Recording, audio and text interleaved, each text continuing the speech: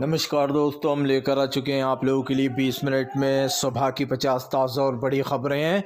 बताएंगे दोस्तों पहले ही चरण की वोटिंग में इंडिया गठबंधन की बल्ले बल्ले, भाजपाइयों के फूटे हाथ पैर। आखिरकार क्यों दोस्तों अखिलेश यादव ने लगा दिया बूथ कैप्चरिंग का बीजेपी के ऊपर आरोप।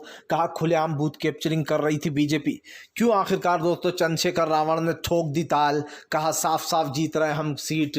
जी हाँ, बताएंगे आखिरकार नगीना सीट पर क्या बोले हैं चंद्रशेखर रावण और क्यों आखिरकार राहुल गांधी ने कहा कि देश के पास ये आखिरी मौका देश के लोकतंत्र को बचाने का। तमाम मुद्दों पर बात, लेकिन उससे पहले अगर आपने अब तक हमारे चैनल को सब्सक्राइब नहीं किया है जल्दी से कर लीजिए। पास में एक घंटी आएगी, इसको भी दबाइए ताकि हर वीडियो की अपडेट आप तक पहुंच पाए। दरअसल दोस्तों आपको बताते चले पहले ही चरण की चुनाव में दोस्तों इंडिया गठबंधन की बल्ले बल्ले। पश्चिम बंगाल में दोस्तों सबसे ज़्यादा वोटिंग। दरअसल आपको बताते चले दोस्तों कल पहले चरण का फाइनली चुनाव हुआ। 102 सीटों पर यह चुनाव था। 102 सीटों का जो फैसला है दोस्तों वो ईवीएम में कैद हो चुका है। हालांकि इंडिया गठबंधन ने पूरी कोशिश की कि ये चुनाव किसी भी तरीके से विदाउट ईवीएम हो, लेकिन दोस्तों जो लोग सत्ता में बैठे हुए हैं, और ख़ास कर मैंने पहले भी कहा था कि कोर्ट से मुझे इस मामले में ज़्यादा उम्मीद नहीं थी कि वो इस पर कुछ देगा, क्योंकि जो चुनाव आयोग बोलता है या फिर जो तथ्य पेश करता है कोर्ट उस पर भरोसा कर लेता है। 2019 में भी ऐसा ही हुआ था। खैर इस चीज़ को हम दरकिनार करते हैं, बात करते हैं फर्स्ट वोटिंग की। आपको बता दें इंडिया गठबंधन को इस वोटिंग में बढ़त मिली है। अगर दोस्तों सब कुछ ठीक रहा और ईवीएम में बड़ी गड़बड़ी नहीं कर पाई बीजेपी, तो ये मानकर चलिए कि पहले ही चरण की वोटिंग में इंडिया गठबंधन ने झंडे गाड़ दिए हैं। आपको बता दें चले 102 सीटों पर चुनाव हुआ था, जिसको लेकर इंडिया गठबंधन ने साफ दिखाई दे रहा है कि फिलहाल जीत की ताल ठोक दी है। आपको बताते चले अपने तरीके से इंडिया गठबंधन जो यहाँ पर वोटिंग को लेकर प्रचार प्रसार कर रहा है। ऐसे में एक चीज़ तो साफ हो चुकी है दोस्तों कि 2024 का चुनाव बहुत ज़रूरी हो चुका है। इस चुनाव को जीतना इसलिए भी इंडिया के लिए ज़रूरी है दोस्तों, क्योंकि अगर अब की बार मोदी सरकार आई तो दोस्तों विपक्ष को पूरी तरीके से ख़त्म कर देगी, क्योंकि अब कुछ ही जगह हैं जहाँ पर विपक्ष की सरकारें बची हुई हैं।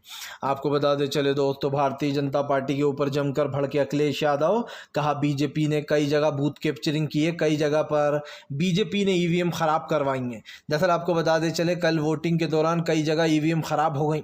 ईवीएम ख़राब होने के साथ साथ दोस्तों आपको बता दें चले इस भीषण गर्मी में भी लोगों के अंदर ललक थी वोट देने की और सरकार को बदलने की, इसलिए लोग ज़्यादा से ज़्यादा जो यहाँ पर वोट देने जा रहे थे। आपको बता दें चले अखिलेश यादव ने कहा कि हमने चुनाव आयोग से शिकायत की है, कई जगहों पर बीजेपी ने बूथ कैप्चरिंग की है, कई जगहों पर ईवीएम ख़राब बताई गई हैं, तो कई जगहों पर दोस्तों पुलिस प्रशासन ने जानबूझकर धीमी गति से चुनाव कराया है, मतलब वोटिंग करवाई है। इसको लेकर अखिलेश ने चुनाव आयोग से कहा है कि वो जल्द से जल्द इस पर संज्ञान ले। दरअसल दोस्तों ये खबरें तो खैर हर चुनाव में ही आती हैं अब कि भैया बीजेपी जब भी वोटिंग आती है या फिर चुनाव करीब आता है तो बीजेपी इस तरीके की हरकतें करने लगती है। अब एक चीज़ तो साफ है कि अखिलेश यादव ने यहाँ पर ये बता दिया है कि फ़िलहाल बीजेपी ने इस चुनाव में क्या करने की कोशिश की है। हालांकि आपको बताते चले अखिलेश यादव ने साफ कहा कि फ़िलहाल 4 जून के दिन इंडिया गठबंधन की सरकार आने वाली है। अखिलेश ने कहा कि अभी से ही ढोल नगाड़े तैयार रख लो, क्योंकि इंडिया गठबंधन अपनी सरकार बनाने जा रहा है पहले ही चरण के चुनाव में। आपको बताते चले दोस्तों भारतीय जनता पार्टी के खिलाफ भड़के दोस्तों चंद्रशेखर रावण ने बीजेपी को दी ललकार। चंद्रशेखर रावण बोले साफ दिखाई दे रहा है लोगों ने बदलाव का मन बना लिया है। नगीना सीट पर दोस्तों दिखाई दिया अलग ही असर। दरअसल दोस्तों इस देश में सब लोग जानते हैं कि मोदी सरकार को 10 साल हो चुके हैं। 10 साल में दोस्तों क्या से क्या हो जाता है, लेकिन इस सरकार ने 10 साल में सिर्फ धर्म के नाम पर, और दोस्तों आप सब समझ सकते हैं कितने बड़े बड़े घोटाले किए हैं। बीजेपी को लगता है कि वो जब तक धर्म का सहारा लेती रहेगी जीतती रहेगी, लेकिन ऐसा नहीं है दोस्तों। आप एक बार वोटर्स को बेवकूफ़ बना सकते हो, 2 बार बना सकते हो, तीसरी बार में वो भी समझ जाएगा कि ये सिर्फ हिंदुत्व का यूज़ अपने जीतने के लिए कर रहा है। यही कारण है जो बीजेपी को एक बड़ा झटका लगा। साफ दिखाई दे रहा है दोस्तों कि वोटर्स के मन में सिर्फ एक ही चीज़ थी कि वो किसी भी तरीके से बीजेपी को उठाकर सत्ता से बाहर फेंक दे। इसीलिए चंद्रशेखर रावण ने दावा किया है कि फ़िलहाल आने वाले समय में नगीना सीट उनकी होने वाली है। उन्होंने कहा कि फ़िलहाल इंडिया गठबंधन चुनाव जीतेगा। उन्होंने ये भी भविष्यवाणी कर दी है कि बीजेपी इस बार चुनाव नहीं जीत पाएगी। लोगों ने बदलाव का मन बना लिया है दोस्तों। सीधी सी बात है दोस्तों, बीजेपी बौखला रही है। कभी तेजस्वी को पत्र लिख रहे हैं चिराग पासवान, तो कभी कोई कुछ कर रहा है। इससे दोस्तों एक चीज़ साफ़ हो जाती है कि देश में अब बदलाव की हवा चल रही है। जो लोग धर्म के नाम का खा रहे थे अब उनका बहुत जल्दी दाना पानी उठने वाला है। और इससे साफ दिखाई दे रहा है कि भारतीय जनता पार्टी का दोस्तों बड़ा वो होने वाला है। हालांकि कल गुंडागर्दी भी हुई कई जगह, लेकिन चंद्रशेखर रावण ने उसको सब जगह सही कर दिया। आपको बता दें चले दोस्तों, फिलहाल जो है यहाँ पर दोस्तों कुंच बिहार में ज़बरदस्त तरीके से भीषण वो हो गया है वोटिंग के दौरान दोस्तों लड़ाई। दरअसल आपको बता दें चले, बंगाल के कुछ बिहार में ज़ोरदार तरीके से भीषण लड़ाई हो गई, जिसके तहत आपको बता दें चले 3 लोग घायल हो गए। आपको बता दें चले, बंगाल में हमेशा वोटिंग के दौरान हिंसा होती है, लेकिन ये भी बता दूं आपको दोस्तों, बंगाल में सबसे ज़्यादा मतदान हुआ है। यानी कि बंगाल पहला ऐसा राज्य बन गया दोस्तों पहले ही चरण की वोटिंग में, जहाँ पर दोस्तों सबसे ज़्यादा वोट डाले गए हैं। सीधी सी बात है दोस्तों, किंग कौन है ये सब जानते हैं। बंगाल की लेडी किंग है दोस्तों ममता बनर्जी, और ममता बनर्जी ही सबसे ज़्यादा सीटें जीतने वाली हैं बंगाल में, और उसके बाद कांग्रेस का नंबर आएगा। हालांकि हम आपको बता दें, बंगाल में बीजेपी बहुत मजबूत थी, लेकिन धीरे धीरे कर कर कमज़ोर वो तब हो गई जब विधानसभा के चुनाव में बीजेपी को हरा दिया ममता बनर्जी ने बड़े अंतर से। यही कारण दोस्तों जो साफ दिखाई दे रहा है, बंगाल में सबसे ज़्यादा प्रतिशत वोट डले दोस्तों, और बंगाल में वोट डलने का मतलब आप अच्छे से समझ सकते हैं कि ममता बनर्जी का दबदबा बना हुआ है। ममता बनर्जी ही वहाँ पर देखना किंग मेकर बनकर उभरेंगी। आपको बता दें चले दोस्तों, फिलहाल भारतीय जनता पार्टी के खिलाफ जमकर भड़के असदुद्दीन ओवैसी। कहा अब तो मैं कहता हूँ कि बीजेपी को बदलना बहुत ज़रूरी हो गया है, अगर ये इस बार सत्ता में आ गई तो इस बार देश नहीं बचेगा। दरअसल दोस्तों बीजेपी की कैंडिडेट ने जिस तरीके से मस्जिद के ऊपर तीर कमान का इशारा कर कर छोड़ दिया मस्जिद के ऊपर, उससे दोस्तों ये साफ बताया जा रहा है कि कैसे जो है बीजेपी की कैंडिडेट जो है लता, वो जानबूझकर दोस्तों मंदिर और मस्जिद जैसी चीज़ों को हवा दे रही हैं। यानी कि वो एक तरीके से दोस्तों मस्जिद पर तीर चला रही थी, यानी कि वो मस्जिद को नष्ट करने की बात कर रही होंगी। जाहिर सी बात है, तीर चलाने का मतलब और क्या होता है।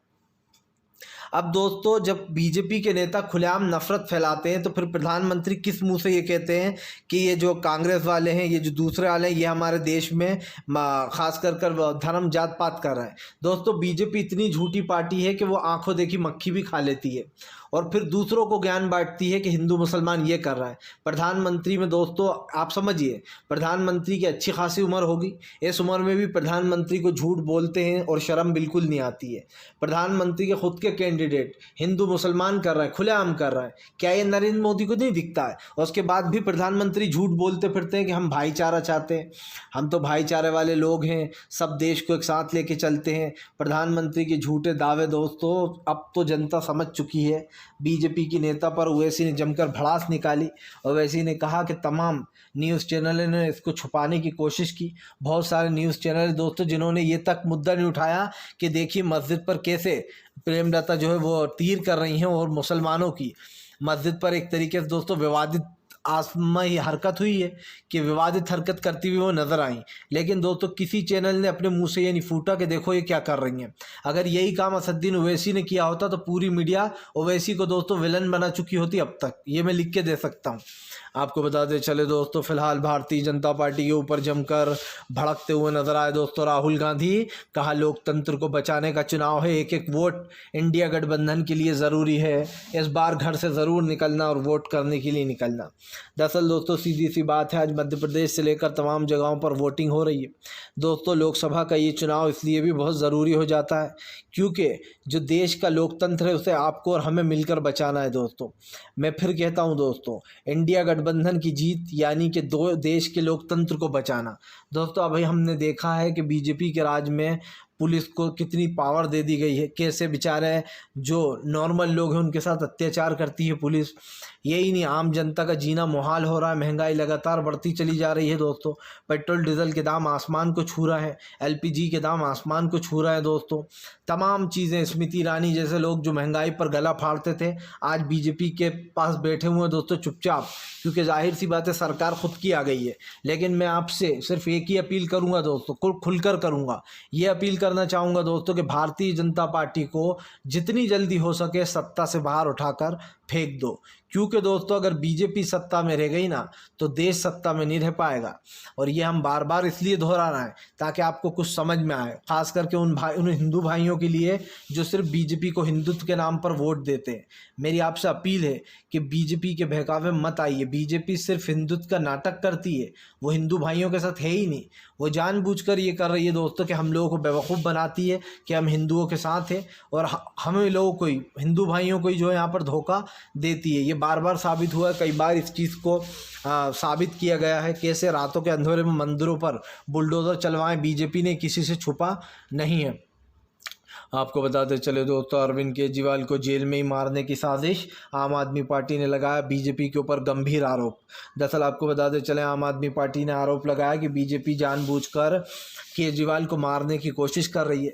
वह चाह रही है कि केजरीवाल जेल में ही ख़त्म हो जाए और सब कुछ बीजेपी का हो जाए। सीधी सी बात यह दोस्तों, संजय सिंह ने आरोप लगाया कि अरविंद केजरीवाल को जेल में जहर दिया जा रहा है और अरविंद केजरीवाल को दोस्तों परेशान किया जा रहा है। आपको बताते चले दोस्तों, केजरीवाल को परेशान करने के लिए बीजेपी पूरी तिकड़म लगा रही है। इसी को लेकर जमकर भड़ास निकालते हुए नजर आए हैं दोस्तों संजय सिंह। संजय सिंह ने कहा कि सबको सब कुछ पता है, प्रधानमंत्री नरेंद्र मोदी हो या बीजेपी के दोस्तों दूसरे नेता, वो लोग जानबूझकर इस तरीके की हरकतें कर रहे हैं। उन्होंने कहा कि अरविंद केजरीवाल को खास कर ईडी और बीजेपी मिलकर मारना चाहती है, क्योंकि अरविंद केजरीवाल का वजन भी दोस्तों धीरे धीरे नहीं, बहुत तेज़ी से कम हो रहा है। आपने आरोप लगाया कि अरविंद केजरीवाल का वज़न इतना कम हो गया है कि उनको बहुत ज़्यादा दिक्कतें हो रही हैं, और इसका सबसे बड़ा रीज़न ये है कि अरविंद केजरीवाल को शुगर की बीमारी है। इसी कारण से उनकी जो सेहत है दोस्तों बिगड़ती चली जा रही है, और इसको लेकर आम आदमी पार्टी बीजेपी पर हमलावर हो गई है। आपको बताते चले दोस्तों, ममता बनर्जी बोली खेला हो बे, फिर से सुनाई दिया दोस्तों ममता बनर्जी का वही नारा जिससे बीजेपी को उन्होंने हराया था। दरअसल दोस्तों, ममता बनर्जी ने पश्चिम बंगाल में उन्होंने कहा कि बीजेपी पूरी कोशिश कर रही है मतदाताओं को बहकाने की और बंगाल में दंगे फैलाने की। ममता बनर्जी ने लोगों से अपील की है बीजेपी के बहकावे में ना आए, कोई भी किसी से लड़ने का प्लान, मतलब लड़ने जैसी चीज़ ना करे, क्योंकि ये बीजेपी चाहती है, वो जानबूझकर चुनाव में ऐसी हरकतें कर रही है कि लोगों में झड़पें हो जाएं। आपको बताते चले दोस्तों, यही नहीं, पश्चिम बंगाल में ममता बनर्जी ने साफ ऐलान किया है कि जो हमारे साथ है, जो लोग हमारे साथ हैं, जो लोग वोट देते हैं, हम उनके साथ हैं। ममता बनर्जी ने ऐलान किया कि पश्चिम बंगाल में सत्ता आते से ही भारतीय जनता पार्टी को दोस्तों बंगाल से बाहर का रास्ता दिखा देंगे। ममता बनर्जी ने कहा कि फ़िलहाल बंगाल में हमें पता है कौन सीटें जीत रहा है। उन्होंने कहा कि फ़िलहाल खेला होने वाला है, बीजेपी बोरिया बिस्तर तैयार रखे, क्योंकि बंगाल की जनता बीजेपी को नहीं चुनने वाली। सीधी सी बात है दोस्तों, ममता बनर्जी के कार्यकाल में बंगाल में न सिर्फ अच्छी योजनाएं चलती बल्कि वहाँ के हिंदू और मुसलमान दोनों ही दोस्तों लोग खुश हैं, क्योंकि सीधी सी बात है दोस्तों, ममता बनर्जी ही एक ऐसी पार्टी है जो ना सिर्फ दोस्तों बंगाल के लोगों को जोड़ के रखती हैं, बल्कि दोस्तों भारतीय जनता पार्टी को पानी पिलाने का काम भी करती हैं। वरना बीजेपी के सत्ता में आने के बाद क्या हुआ ये सब जानते हैं दोस्तों। देश में महंगाई, गरीबी, बेरोजगारी जैसे मुद्दों ने दोस्तों तुल पकड़ रखा है, और ऐसे में दोस्तों इस सरकार का टाटा बाय बाय बहुत जल्दी होने वाला है। प्रधानमंत्री नरेंद्र मोदी को दोस्तों अब सत्ता से बाहर भेजिए, क्योंकि वो झोला जो प्रधानमंत्री कहते थे खाली हाथ आया उठाकर चल दूंगा, अब वो समय आ चुका है। खाली हाथ आए हैं तो उठाकर चलने दीजिए। अब देश को काफ़ी कुछ जो है दोस्तों झेलना पड़ रहा है, इसीलिए अब प्रधानमंत्री को जाना चाहिए सत्ता से बाहर। आपको बताते चले दोस्तों, फिलहाल प्रधानमंत्री नरेंद्र मोदी को लगा बड़ा झटका, जीतन राम मांझी का लोगों ने किया ज़ोरदार विरोध। दरअसल आपको बताते चले दोस्तों, बिहार में लोगों ने वोट डालने से इनकार कर दिया है। उनका कहना है कि फ़िलहाल सड़क नहीं तो वोट नहीं। दरअसल आपको बताते चले दोस्तों, फिलहाल इस वक्त बिहार के रण में बड़ा मोर्चा खोल दिया गया है बीजेपी के ख़िलाफ़। उन्होंने अब सबसे ख़ास करके वहाँ के जो मुस्लिम वोटर्स हैं उन्होंने वोट देने से इनकार कर दिया। उनका कहना है सड़क नहीं तो वोट नहीं। जिस तरीके की वहाँ पर ख़ास करके जहाँ के जीतन राम मांझी जहाँ से आते हैं वहाँ पर सड़क तक नहीं है, इसीलिए वहाँ के मतदाताओं ने वोट डालने से ही मना कर दिया है और वोटों का बहिष्कार कर दिया। मुस्लिम मतदाताओं ने कहा कि रोड नहीं तो हम वोट नहीं देंगे। दोस्तों जाहिर सी बात है, जिन लोगों से जो वादा किया गया है वो वादे पूरे नहीं किए जाते। अब की बार ये कोई एक जगह नहीं हुआ दोस्तों, बहुत सारी ऐसी जगहें निकल कर सामने आ रही हैं कि लोग वोट डालने ही नहीं जा रहे हैं। वो कह रहे हैं कि हम वोट ही नहीं देंगे, अगर ख़ास कर काम नहीं हुआ तो वोट देकर क्या करें।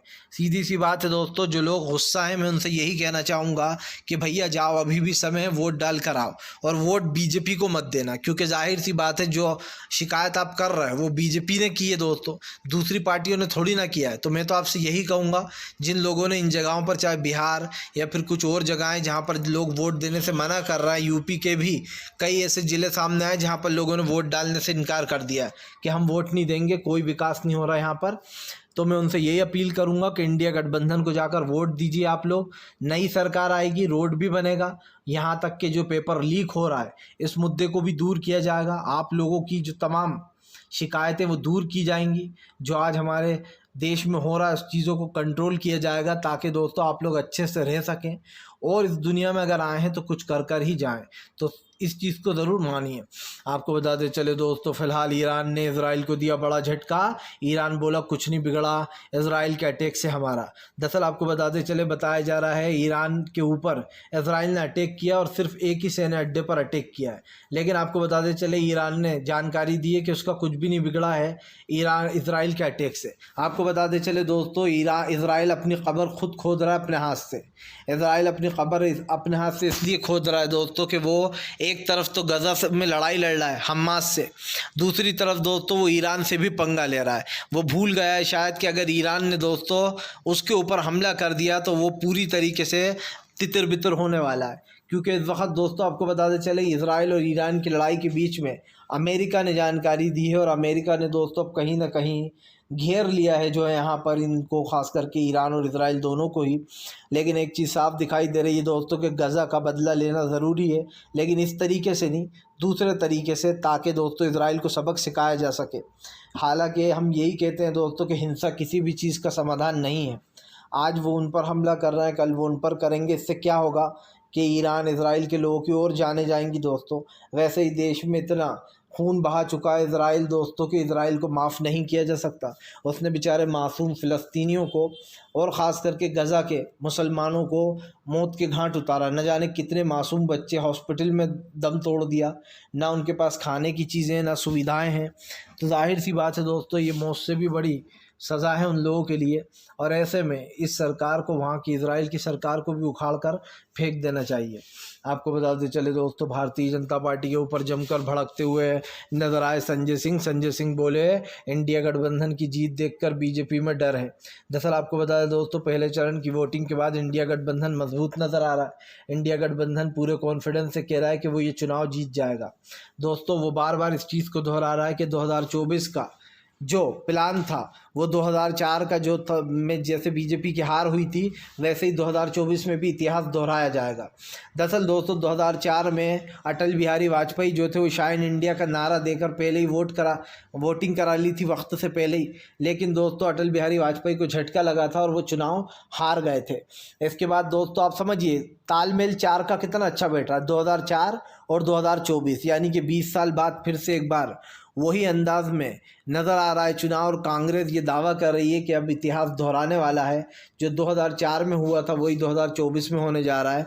मतलब साफ है दोस्तों, अटल बिहारी वाजपेयी को जैसे झटका लगा था वैसे ही मोदी सरकार को झटका लगने वाला है। सरकार तैयार रहे और ख़ास करके वो अंधभक्त तैयार रहें कि अगर बीजेपी हार गई तो उनका क्या होगा। क्योंकि दोस्तों आरएसएस तो बीजेपी के बल पर ही जी रही है। आरएसएस पूरी कोशिश कर रही है दोस्तों किसी भी तरीके से वो चुनाव जीत जाए। बीजेपी आपको बता दें चले दोस्तों, भारतीय जनता पार्टी के ऊपर जमकर भड़कते हुए नजर आए दोस्तों।